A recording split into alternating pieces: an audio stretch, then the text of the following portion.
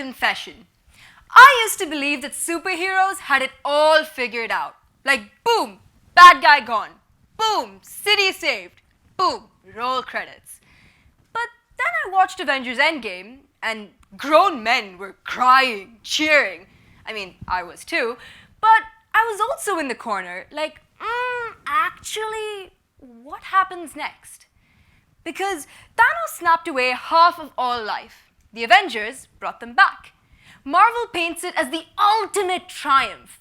But my brain was like, yikes.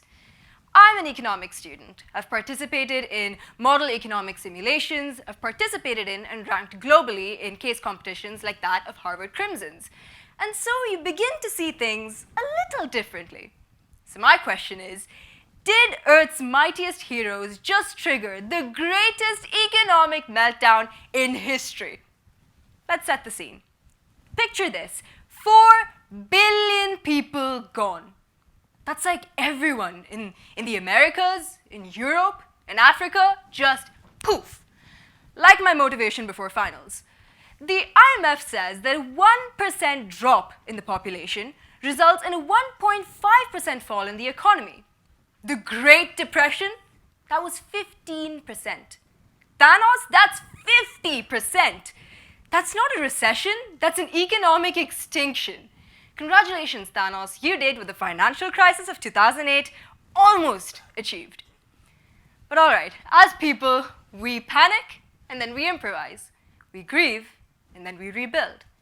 People move into empty homes, they take up new jobs, they start rebuilding their lives. There's a structure now, a fragile one, a new normal.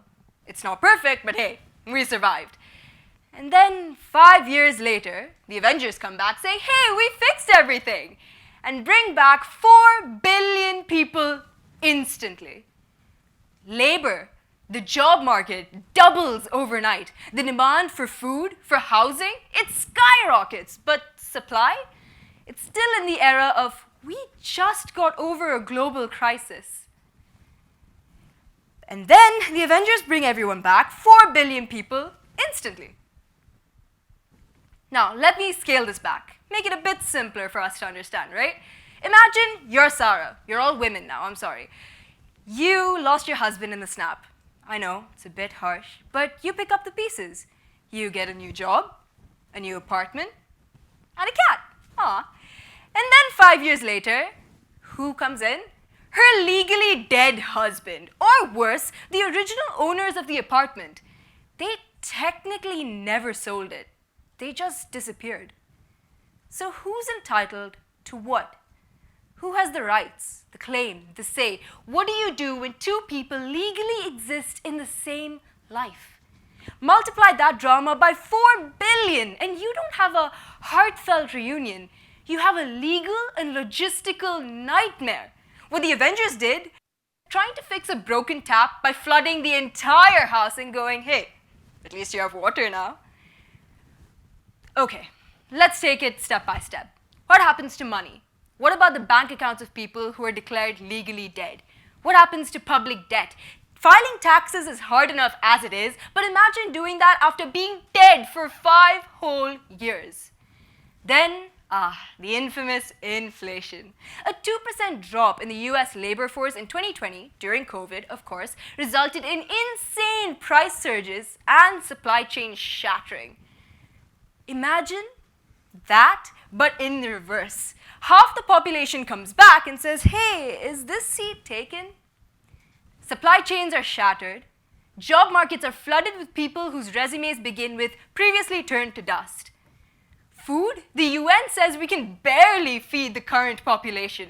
Hospitals are overflowing. Wages are down. HR departments are on life support. So, the question that I want to ask is, did the Avengers do the right thing the wrong way?